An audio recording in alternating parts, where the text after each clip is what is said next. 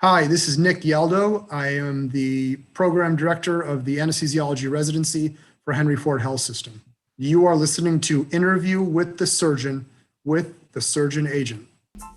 On this episode of Interview with the Surgeon, we welcome Dr. Nicholas Yeldo, Director of Educational Programs and the Residency Program Director of Anesthesiology at Henry Ford Hospital. He has transformed the program into a progressive, innovative educational and training experience focused on advanced educational paradigms and physician wellness. His research interests include innovative educational approaches to resident education and methods to apply and assess physician well-being in graduate medical education programs. Dr. Yeldo is heavily involved in teaching and mentorship of residents, fellows, and medical students. He is currently an assistant professor of anesthesiology and critical care at Wayne State University School of Medicine. He also currently serves as the chair of the Graduate Medical Education Committee at Henry Ford Hospital and serves on various local, regional, and national committees focused on resident and medical student education. Hello, everyone, and thank you for joining Interview with the Surgeon. Today, we welcome Dr. Nick Yeldo, Program Director of Anesthesiology at Henry Ford. Doc, how are we doing today? I'm doing great. Thanks for having me. Thank you for being with us. So let's get this started. What were your goals and aspirations during your residency, and how did those change throughout your fellowships? Well, my goals and aspirations throughout residency were quite different than where I've ended up now. Actually, I trained out in Boston. I trained in a highly academic institution. And actually, my goals were to have nothing to do with academics. My goals were to go out into private practice after getting as much training as I could get, to be the best possible provider in as wide of a scope as I could possibly do within the training that I had, and go out and just take care of patients. I did not really realize my passion for academics, education, working with residents, mentorship, et cetera, until I had really gone through the whole process of a Harvard residency, 2 fellowships, and even going into private practice for a couple of years and working in I would call probably a hybrid environment, more of a private practice environment with some academics involved, meaning some residents that we trained. But really things took a 180 for me. So I just wanted to be excellent clinically and to go out, do my job, and come home to my family and friends and have fun and, enjoy all of the other million things that I do socially and otherwise. So, that was my mindset. I wanted to come out and make money. So taking us through that last fellowship year, what was the mentality heading into your first job search, and how that perspective changed in the beginning years of your career? So I am, a very, kind of rooted person in my hometown. I have a very close-knit family, 70 first cousins, very, very close-knit group of people. And I knew without a doubt that I wanted to be in Michigan, right? So when I left Boston, I applied to 1 fellowship program. It ended up being 2 fellowship programs, but to 1 place, the University of Michigan. That was it. I knew that was where I was going. And if I wasn't going to get into those fellowships or whatever, I wouldn't have done a fellowship. That was the decision that I made. So I got those fellowships. I was in Michigan. So in my job search and in my last year of fellowship, thinking about what I was going to do, where I was going to go, it was limited to Michigan. I did not have the ability to look nationwide and to think about things in that perspective. I also met my wife the last year of fellowship, and she's really the reason that I for sure solidified the fact that I was never going to leave Michigan. And so met her, and we were actually married within a year. But coming out of fellowship, I knew that I wanted to be back in Metro Detroit. I was in the Ann Arbor area training, and which is about 45 minutes away, but it's a big academic center. And I knew that was even too far away from home for me. So I didn't want to be the 45 minutes away. I wanted to be right there in the heart of Metro Detroit with the rest of my family and friends. So that limited my search to probably 4 or 5 different institutions. And so I have 3 board certifications. I'm a triple boarded doctor. I'm an ICU doctor. I'm a cardiac anesthesiologist, and then I'm a general anesthesiologist. And so I didn't do those extra fellowship years for nothing. I wasn't going to go out and practice without practicing all of my fellowship specialties, especially as a new guy. You've learned over the fellowship year, but you really want to solidify your skills over the next 5 to 10 years. So that limited things even further, because not all anesthesia departments have that reach within their hospital systems. Many don't have any presence in the ICU. And so I wanted a job where I was going to do everything I could and practice in all the things that I trained in and, make a decent salary. So, I guess going to the highest offer with everything that I wanted was really the mentality that I had. Now, I knew who I was coming out of training. A Harvard training and triple board certification is not something that you come across. It's more of a very rare thing to see in the field of anesthesiology, let alone across medicine. And I knew that. And so while I didn't want to seem like completely arrogant, I did have this feeling within me that I wasn't going to settle for anything and that I wasn't going to be taken advantage of, and that I had something to offer these places. And, and so I went in with that, I guess, in the back of my mind, maybe not on my face, but, or, wearing it on my sleeve, but definitely in the back of my mind. Now, kind of take us through that first year of your job. Did you end up starting in private practice, or were you academic focused all the way?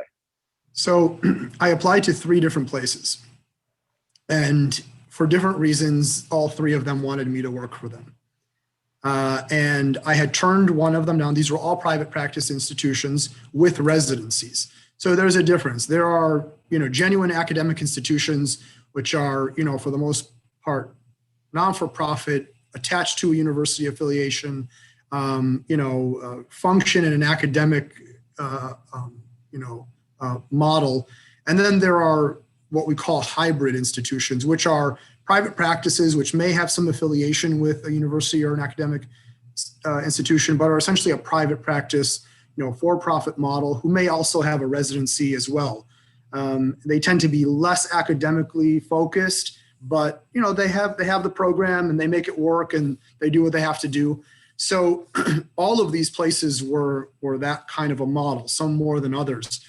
And so I knew that they wanted me to work for them, all 3 of them. And I went kind of back and forth to the ones that I thought, again, would give me the best exposure to all of my specialties.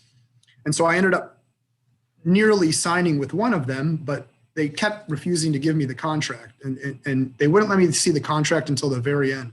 And when I finally read the contract, and then so I had kind of denied or put the others on hold. All right. So the other programs thought, there was no shot. So I kept going through the motions with this other place, and I finally saw the contract and said, this is not okay.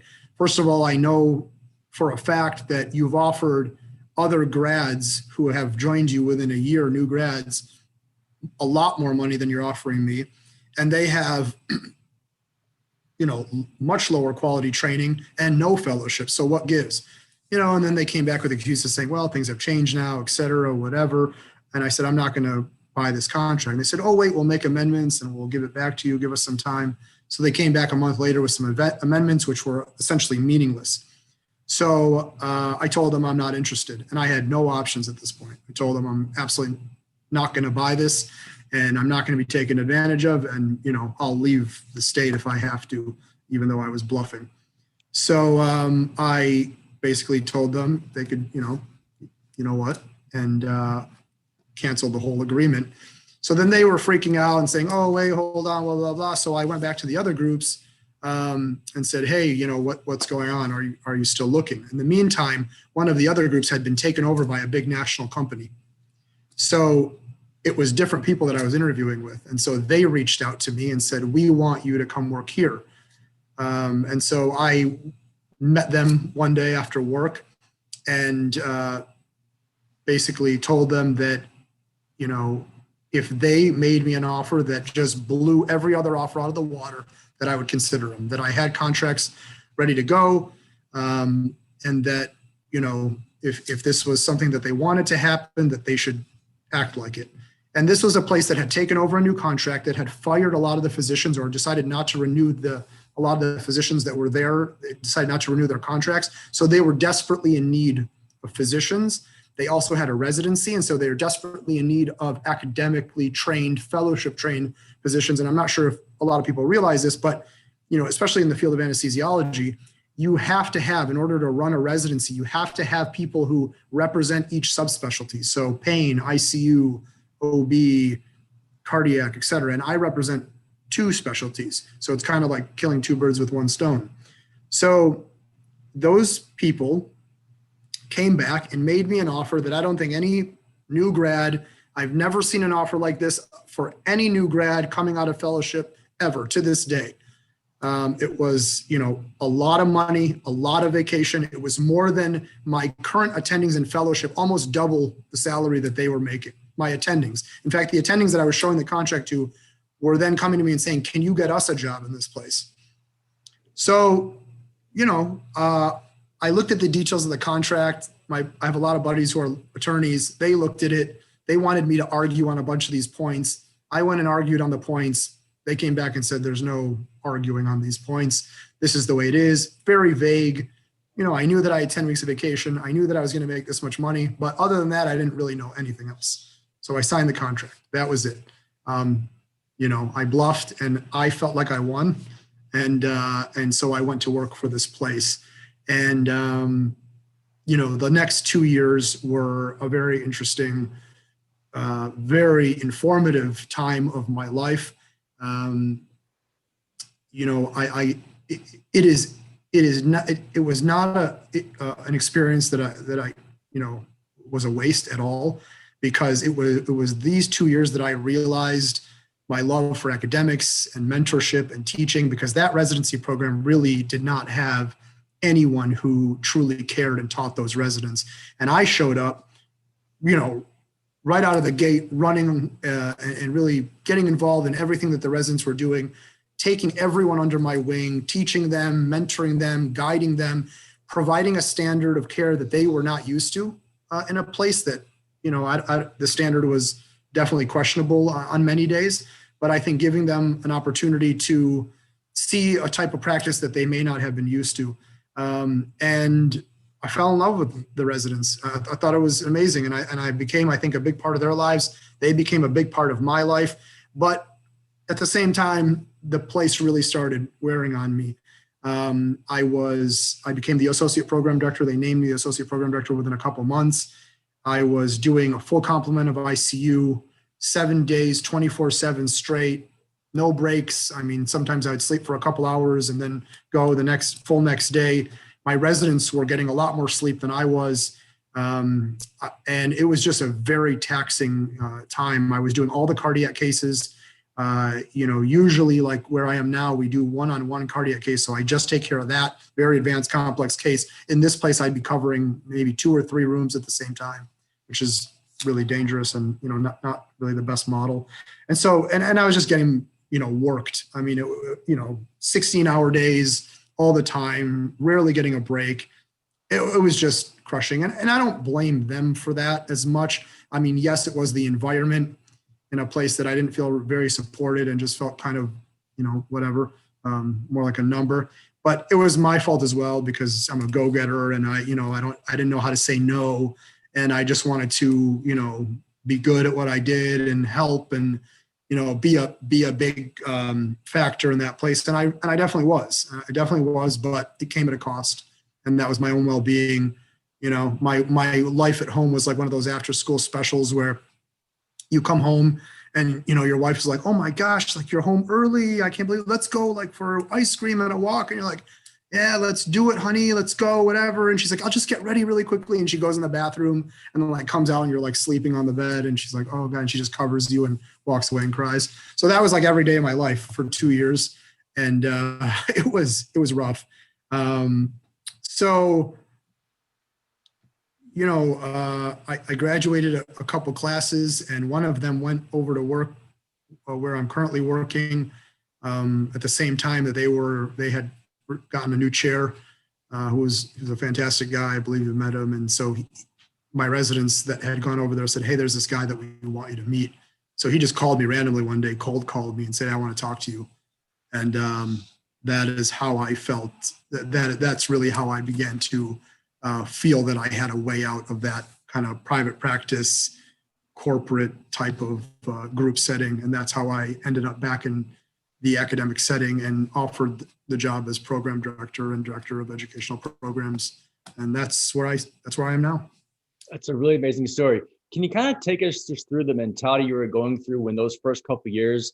Obviously, you learned a lot. Maybe sometimes it was the hard way that you learned. But thinking about what you know now and the business experience you have now, what would you have done differently when you're going through the job interview process the first time?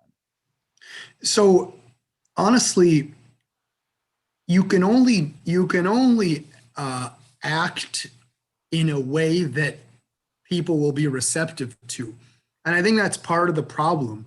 You know, when you walk into these contract negotiations, you're reading your contract, these places that you're applying to much of the time make it seem like there is no option. So you're scared because, like, maybe not everyone is going to be as aggressive or as, willing to take chances as I am. I doubt that. But here I am bluffing through all these things. I don't think many people are going to do that. So you're scared. You need a job. You don't want to go and start without a job. And whether you've done a fellowship or not, you're concerned that you've taken this year, which equates to hundreds of thousands of dollars lost to get some extra training. And you say, well, I've done this year. I don't want to miss out on this year. And so I want to be able to practice in that specialty. So that constraint is there. And so what would I have done differently? I mean, I guess I would have asked more questions. I would have talked to more people. I would have reached out to people who maybe have worked for this place, or, to get a feel for the culture and to get a sense of things. Would that have changed things? I mean, at the end of the day, you have to put food on the table.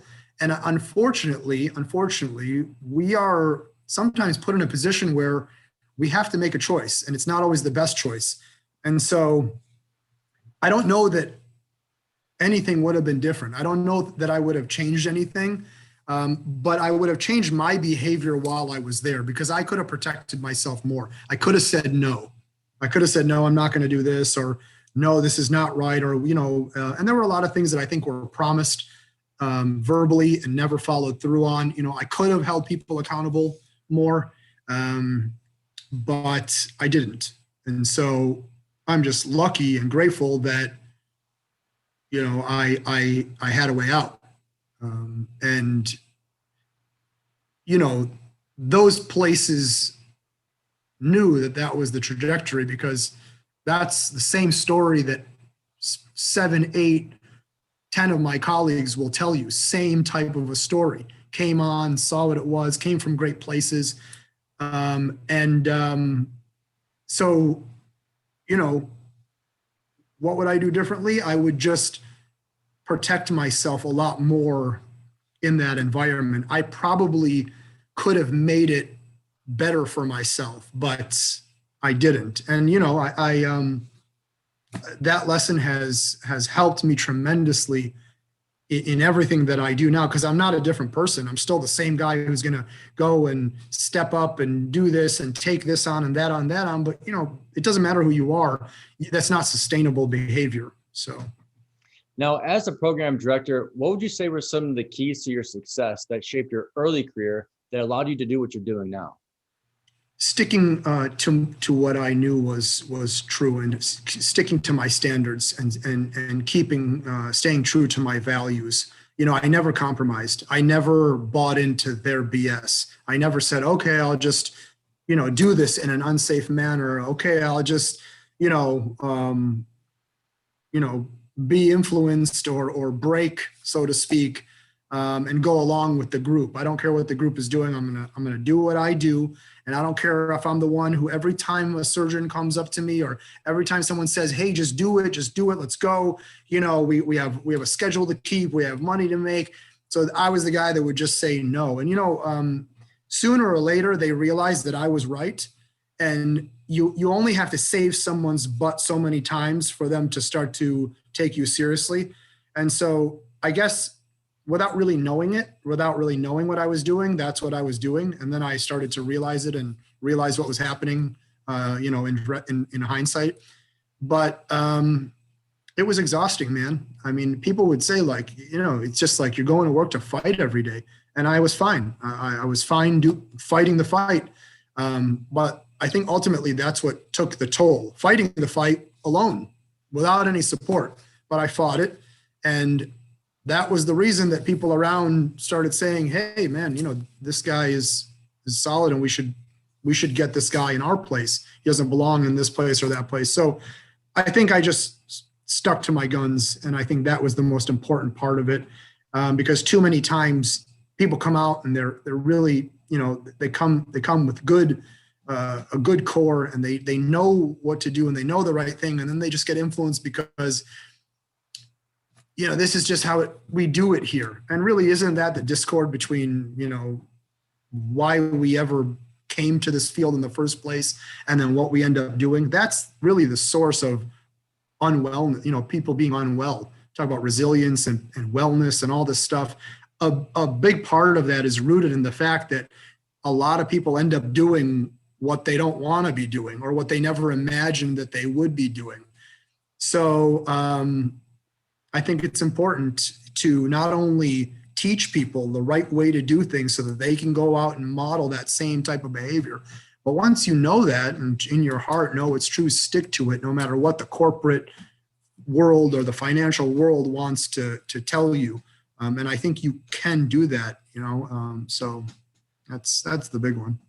Very well said. Now I want to stay on that same thought process. As a mentor to all your residents, what advice do you have to the graduating residents and fellows entering the professional job market for the first time? Don't do it alone. Don't do what I did. Don't do it alone. You have to talk to as many people as possible. People are intimidated by leadership. And that's kind of it's one of the complexities that I deal with every day. I'm a younger guy. I mean, I was program director at 36. I'm 40 now, but still, I don't think I'm that old. But the dilemma is that the people who are most experienced and have gone through it are many times in places of power. But then the younger people are intimidated to approach them and ask about things. I didn't want to bother you, or I don't want to show weakness to my program director or take my chair's time or whatever. You have to be your own advocate, and being your own advocate means communicating with as many people as possible. I love it when people reach out to me and say, hey, especially in the virtual world that we're in now, can I just have a 15-minute Zoom call? And it's just so easy to do. And I'm very happy to do it. And, in the field of medicine, you are always going to find people who are happy to be mentors to you and to help you, to advise you. The best thing that I can advise to medical students, residents, fellows, talk to as many people as you can. Reach out. If you have one contact somewhere, that can become 50 contacts. Between my chair and I, we know thousands of people that we can put you into contact with. So don't be afraid to use that angle. Don't be afraid to kind of put someone out a little bit, to take a little bit of their time. It's not that big of a deal. And you'd be surprised at the meaningful relationships you can end up forming. Lord knows I've formed so many of them across the country, across the world, just by saying, can I take 15 minutes of your time? People are flattered by that. Can I seek your counsel, please? I mean, think about it. If someone comes to you and says, could I seek your counsel? All of a sudden you're like, yes, let me share my wisdom with you. I mean, it's a little bit ego boosting, whatever, but at the end of the day, it works. And so don't shy away from finding mentors. You and your cousin are not enough. You and your roommate are not going to do it on your own. You don't go at it by yourself. You are not smarter than the rest of the world. And that's, look, I'm telling you because that's how I felt. I was like, I got this. I've been a businessman my whole life. I don't need anyone telling me about this and that. And frankly, I got burned, I feel like. And so that's my greatest piece of advice. Try to get as many perspectives on something as you can. And at the end of the day, take what you want from each of those and make your own decision. That's fine. No one's saying that you should do what they tell you, but at least get as many perspectives as you can. Yeah, that's one of the things I talk to my kids a lot about. So thank you for saying that, because it's so raw hearing that from someone like yourself. Now, with that also in mind, right now we're in a virtual world, and a lot of the annual conferences are really online now. And so what advice do you have for the graduating class regarding their networking and outreaching process when right now they don't have the ability to meet folks like yourself at conferences? Listen, you have to strategize, okay? This is not checkers, this is chess. And you have to start early. So you start in medical school, you're still going to be around people. We're not locking ourselves in a box, whether it's virtual, whether it's email. In fact, the reality is that it's easier than ever to contact people.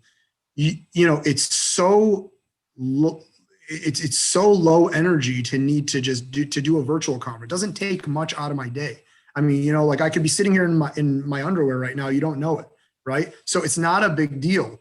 Reach out to someone, send an email, send 50 emails if you need to, get contacts and start early and keep business cards, keep numbers and emails, store them in your phone, and reach out to people. It doesn't matter if they're in the field that you are hoping for. And by the way, conferences are still happening. I've presented at 3 conferences in the last month. They're still happening. So they're happening virtually. And even so, there are people who are knowledgeable, who are presenting to you. We're still giving people the opportunity, residents and trainees, to present posters and present scholarly work at conferences. There are moderators. There are people who attend those conferences. You can reach out to people. You can get a contact. I get thousands of emails a month from people saying, hey, can I want to be in your program. I want to do this. I want to do that. Just play the numbers, reach out to people, try to make as many contacts, start early, and use the virtual platform to your advantage. A 15-minute meeting is the most low impact thing you can do. Nobody's going to fault you or consider a 15-minute meeting a big deal. So that's all you say. You don't schedule an hour meeting. I don't even take hour meetings with anybody, even the president.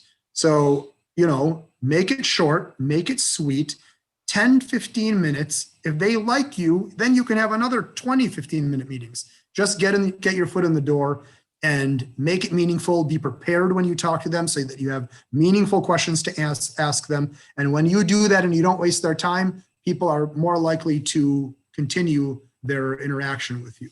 But I mean, listen, you just have to have faith. You got to be positive. You can go into 1 or 2 different jobs and hate your life, and that's fine. Don't worry about it. Make the best of everything. Those 2 years that I spent were still awesome years. I mean, I became literally bulletproof clinically walking out of those years because of what I had to put up with and the lack of resources and the clinical environment that I was in. It made me better. Everything is a learning experience, and don't get down on yourself. Just keep on pushing and pushing. And, as long as you have the will to keep trying to improve yourself and improve your situation, you can get yourself out of any hole. So, and it's typical for people to go into a couple of jobs that they don't like before they find that actual situation that they like. Did I ever imagine I was going to be a program director my entire life? No, I didn't. And here I am 4 years later, very successful program, very meaningful changes. I'm a chair of the Graduate Medical Education Council for the whole Henry Ford Hospital now. Nobody would have imagined it. Like I told you, residency never even thought I would talk to a medical student or resident ever. But here we are. And so that's the recipe that worked. I represent that recipe that someone took a chance on and ended up working. So that could be you too. So just keep the faith, be positive. We hope you enjoyed this episode of Interview with the Surgeon. Until next time, stay focused and keep following your dreams.